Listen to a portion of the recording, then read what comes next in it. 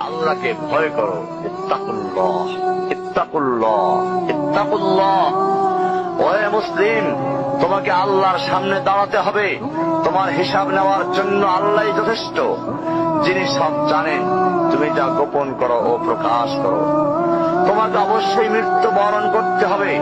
যখন তুমি দুনিয়ার সব কিছু ছেড়ে চলে যাবে, শুধু তুমি আখিরাতের জন্য যা সঞ্চয় করেছো তা নিয়ে সাবধান হও তোমার শেষ আমলের ব্যাপারে। তুমি জানো না কখন তোমার শেষ মুহূর্ত। তুমি কি প্রস্তুত মৃত্যুর জন্য? তুমি কি প্রস্তুত কবরের সওয়াল জবাবের জন্য?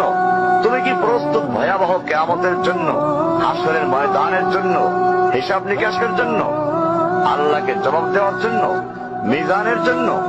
তুমি কি প্রস্তুত চুলের চাইতে সূক্ষ্ম, তরবারির চাইতে ধারালো পুলসিরাতকে পাড়ি দেওয়ার জন্য?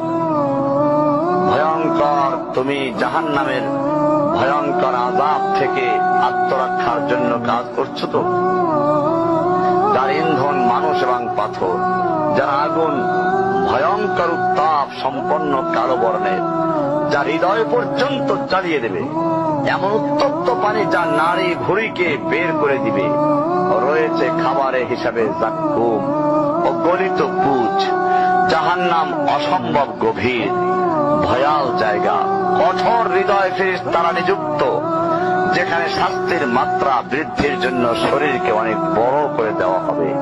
চামড়াগুলো জ্বলে যাবে, বের হতে চাইবে, বের হতে পারবে না। মৃত্যুকে ডাকবে, মৃত্যু আসবে না। ভয়ঙ্কর শাস্তি যা অনন্তকাল ব্যাপী চলতে থাকবে।